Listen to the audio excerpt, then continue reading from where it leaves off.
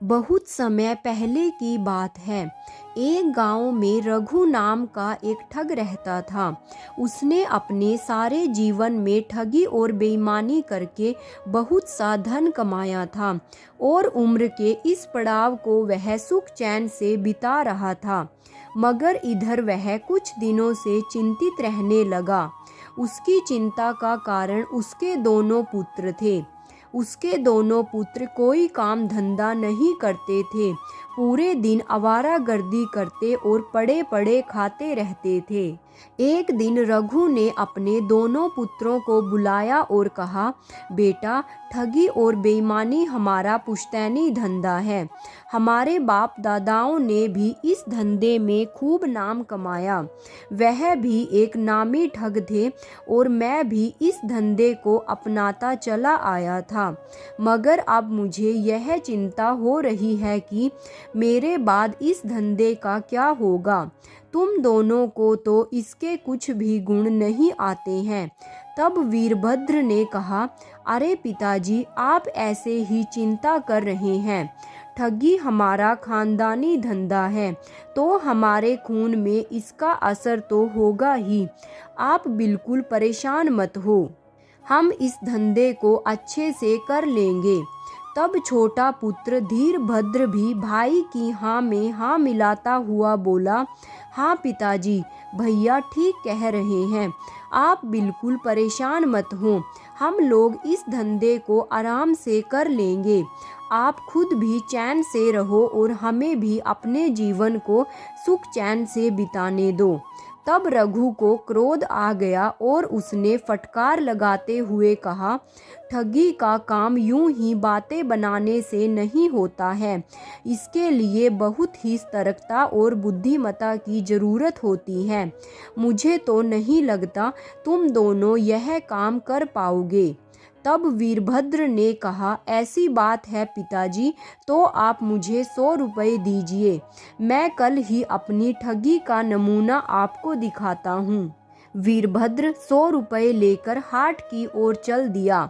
उन दिनों सस्ते का जमाना था। उसने हाट में से एक सुंदर घोड़ा खरीदा। क्योंकि वीरभद्र को कुछ काम आता हो या ना आता हो, मगर घुड़सवारी में वह बहुत माहिर था। घोड़ों की बहुत अच्छी जानकारी थी उसे। अड़ियल से अड़ियल घोड़ा भी वह बहुत अच्छे से साध लेता था। घोड़े पर सवार होकर वह राजमहल की ओर चल दिया। राज दरबार में पहुंचकर उसने महाराज को झुककर प्रणाम किया। महाराज ने कहा, कहो युवक, यहाँ किस उद्देश्य से आए हो? तब वीरभद्र बोला, महाराज, मैं घोड़े साधने का काम करता हूँ, मगर इस समय मैं बेरोजगार हूँ। मैं काम की तलाश में आपके पास बड़ी ही आशा से आया हूँ। महाराज के पास एक से एक खूबसूरत और अच्छे नस्ल के घोड़े थे। उन्हीं में से एक घोड़ा मेघदूत था। महाराज को मेघदूत अपने प्राणों से भी प्यारा था, मगर मेघदूत बहुत ही अड़ियल था। वह जल्दी जल्दी किसी को हाथ नहीं लगाने देता था। इसलिए महाराज ने कहा, ठीक है, मेरे पास मेघदूत नाम का एक घोड़ा है। वो जल्दी जल्दी किसी को हाथ नहीं लगाने देता है। मैं तुमको उसे प्रशिक्षित करने के लिए रख लेता हूँ। ठीक है महाराज, कृपया करके मुझे वह घोड़ा दिखाइए। मैं अवश्य उसे साधने की कोशिश करूँगा। तब महाराज बोले, तुम्हारी यह कला मैं अपनी आँखों से देखना चाहता हूँ। इसलिए महाराज, मंत्री और वीरभद्र तीनों शाही अस्तबल की ओर चल दिए। घोड़े को अस्तबल से निकालकर मैदान में लाया गया, मगर घोड़ा बहुत अड़ियल था। वह बार बार उठा पटक कर उसे गिरा देता था। तब मंत्री जी बोले, मुझे नहीं लगता है यह युवक घोड़े को साध पाएगा। थोड़ी सी मेहनत के बाद ही वीरभद्र घोड़े पर सवार होने पर सफल हो गया। यह देख महाराज बहुत प्रसन्न हुए। उन्होंने मंत्री की ओर देखा। वीरभद्र ने घोड़े पर सवार होकर मैदान के कई चक्कर लगाए। फिर उसने घोड़े की एड़ मारी। घोड़ा वायु की गज से दौड़ पड़ा। देखते ही देखते वीरभद्र राजा और मंत्री की आंखों से ओझल हो गया।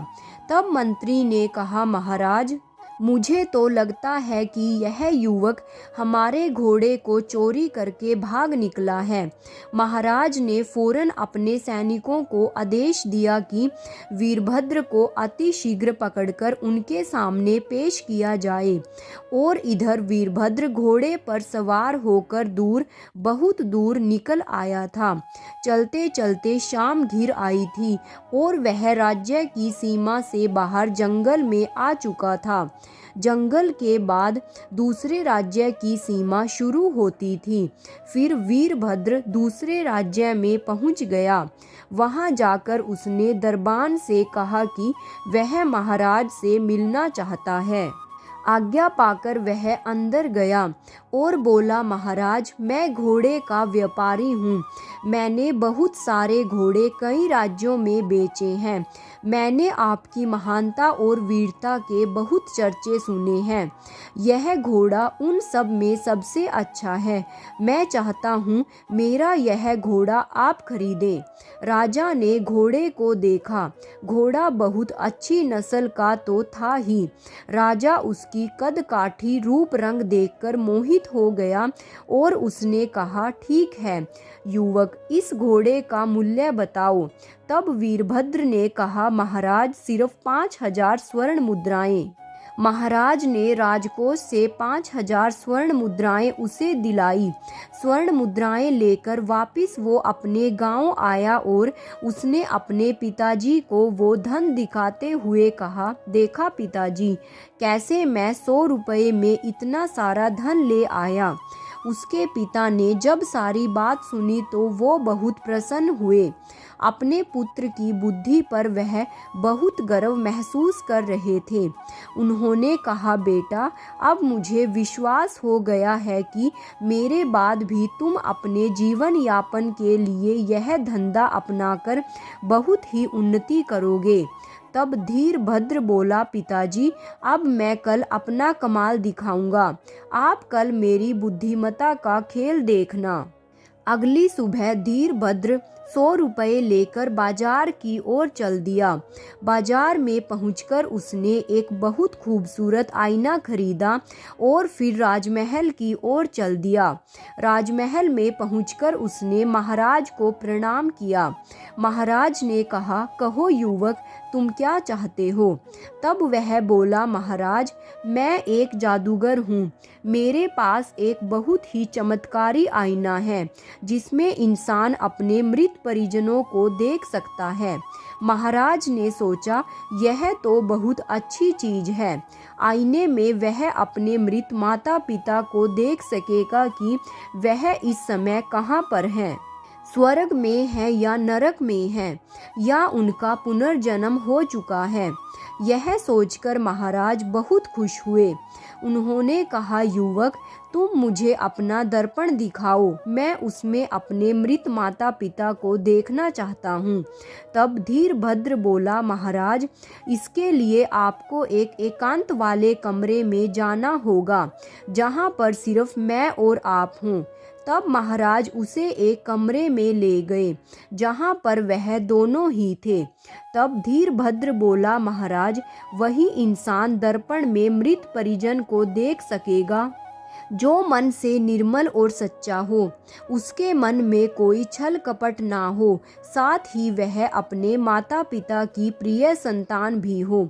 अगर इनमें से कुछ एक बात भी नहीं होगी तो इसमें मनुष्य को अपनी ही सूरत नजर आएगी। और महाराज, आप चाहें तो इसमें कुछ दक्षिणा भी चढ़ा सकते हैं। तब महाराज ने 1000 स्वर्ण मुद्राएं दर्पण के आगे रखीं। धीरभद्र ने दर्पण से लाल कपड़ा हटा दिया। महाराज ने जब दर्पण में देखा तो उन्हें अपनी ही सूरत नजर आई। अब महाराज बहुत परेशान हुए। उन्होंने सोचा अगर वह वीरभद्र से कहेंगे कि उन्हें सिर्फ अपनी सूरत दिखाई पड़ रही है तो इसका मतलब होगा कि उसके मन में भी छल कपट है, वह अपने माता पिता की प्रिय संतान नहीं है। इससे तो उनकी बहुत बदनामी होगी। राज्य में लोग क्या सोचेंगे कि यहाँ के राजा का हृदय निर्मल नहीं है, उसके मन में छल कपट है।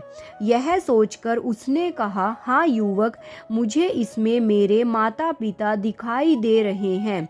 वह इस समय एक खूबसूरत बाग में भ्रमण कर रहे हैं। फिर राजा और वीरभद्र दोनों बाहर आ गए और उन्होंने राज दरबार में भी यह बातें बताई। तब मंत्री बोले, महाराज आपकी आज्ञा हो तो मैं भी दर्पण में अपने माता पिता को देख लूं, मुझे भी शांति मिल जाएगी। तब महाराज ने कहा, हाँ हाँ क्यों नहीं मंत्री जी, आप भी इस दर्पण में जाकर देख आइए। महाराज ने सोचा इससे उन्हें पता चल जाएगा कि मंत्री के मन में छल कपट है या नहीं। यह सोचकर उन्होंने मंत्री को भी आज्ञा दे दी। अब मंत्री धीरभद्र के साथ एकांत में एक कमरे में आए। धीरभद्र ने मंत्री से भी यही कहा, मंत्री जी, दर्पण में उसी व्यक्ति को मृत इंसान दिखते हैं जो मन से सच्चे और निर्मल होते हैं। उनके मन में कोई छल कपट नहीं होता है और वह अपने माता पिता की प्रिय संतान भी होते हैं। अगर आप देखना चाहते हैं तो कुछ दक्षिणा स्वरूप धन इस आईने के सामने रखें। तब मंत्री ने अपनी जेब से 500 स्वर्ण मुद्राएं निकाली और दर्पण के सामने उसके बाद कपड़े को हटाया और देखा, उसमें तो उन्हें अपनी सूरत ही नजर आई। मगर तभी मंत्री को धीरभद्र की कही बात स्मरण हो आई। उन्होंने सोचा अगर वह कहेंगे कि इसमें उन्हें सिर्फ अपनी सूरत दिख रही है तो इससे यह साबित होगा कि मैं झूठा और कपटी हूँ, मैं अपने माता पिता की प्रिय संतान नहीं हूँ। इसलिए मंत्री ने कहा, हाँ युवक, मैं देख रहा हूँ कि इस समय मेरे माता पिता स्वर्ण बर्तनों में खाना खा रहे हैं। उनके आसपास बहुत सारे नौकर चाकर खड़े हैं। वो एक बहुत ही खूबसूरत महल में है। जान पड़ता है वह स्वर्ग ही है। फिर राज दरबार में आकर मंत्री ने महाराज को सारी बातें बताई। दोनों मन ही मन सोच रहे थे कि जरूर उनके मन में ही छल कपट होगा। सामने वाले व्यक्ति को तो उन्हें अपने माता पिता दिखाई पड़ गए हैं। फिर धीरभद्र बोला, महाराज आप चाहें तो ये आईना मुझसे खरीद सकते हैं और रोज सुबह अपने माता पिता को देख सकते हैं। अब तो राजा बुरे तरीके से फंस चुका था। अगर वह दर्पण नहीं खरीदेगा तो सारे दरबारी प्रजा क्या सोचेंगे कि महाराज को अपने माता पिता से कोई लगाव नहीं है। इसलिए उन्होंने झूठी प्रसन्नता से कहा, युवक, यह तो बहुत अच्छी बात होगी।